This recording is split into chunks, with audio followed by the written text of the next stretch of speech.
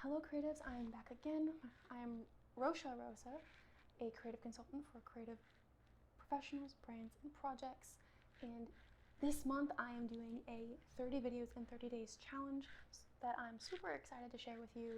And we'll go through 6 different themes and 5 videos each of different topics related to creative careers, how to break into them, how to really rise to the top in your creative field.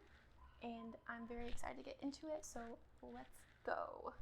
Today we're going to be talking about what college doesn't teach you about creative careers, and this is a topic that I could rant about because there's just such a disconnect between academia and the workforce. There's so much to talk about there, but I have 5 minutes. As part of my challenge, I have 5 minutes to tell you all about what college doesn't teach you about creative careers, so let's go.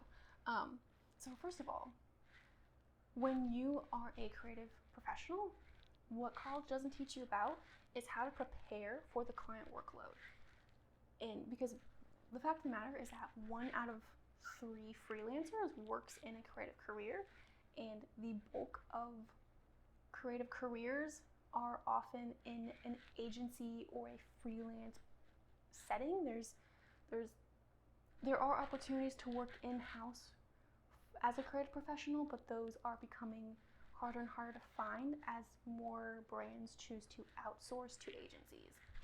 So it is likely that you're going to find yourself in an agency at some point as a creative professional, and no one prepares you for the client load for that.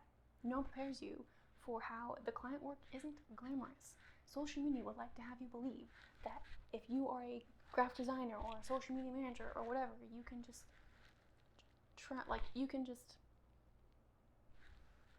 travel all over the world without a care in the world and earn a crap ton of money and love your clients and like whatever. That's not the case. Client work is not glamorous. You are often working on tight deadlines, and the client is not communicative or at best, and aggressive at worst.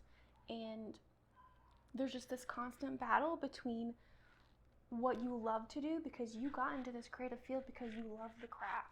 You love the craft. You love whatever it is you do, writing, design, creating, like whatever it is.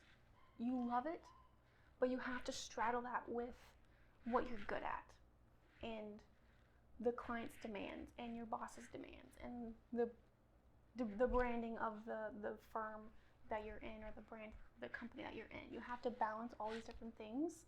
And sometimes what you love to do is not what you get to do, and what you get to do isn't what you're good at. Like there's the whole thing. And because of all of this tug of war between loving what you do, not getting to do what you love to do, and only getting to do what you're good at, this creates a perpetual cycle of burnout city, because people don't understand how much work it takes to create things. People don't understand that graphic design takes hours and hours and hours. People don't understand that writing can take hours and hours and hours. Like if you're a copywriter or a content writer, you can't just whip out SEO blogs or social media posts like that. Like it doesn't work like that. Especially if you're like a videographer and you work in the marketing space as a videographer. It takes so much time, and the client and your boss don't give you enough time to do the things that you need to do. So it creates burnout so quickly. Like it's no wonder that the average agency, marketing, advertising, PR, whatever, the average agency turnover rate is like 20%. Like it's not uncommon for 20% of the employees to turn over in an 18-month time. Like the average tenure is 12 to 18 months. Partly because of burnout, partly because of the cutthroat nature of the career. And it is cutthroat. That is the final point that I want to make, is that it is super cutthroat because you're competing with so many other services.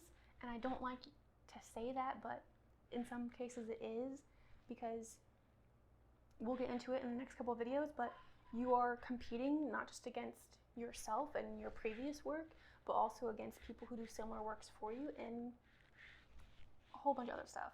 So I'm going to end my spiel there because I could go all day, and I'm going to keep ranting for the next couple of videos. So keep watching, subscribe, like, hit me up in the comments about how much you agree, how much you disagree, what has been your creative career horror story, so to speak. I would love to hear it. We're all here for each other, guys. So I'll see you in the next video.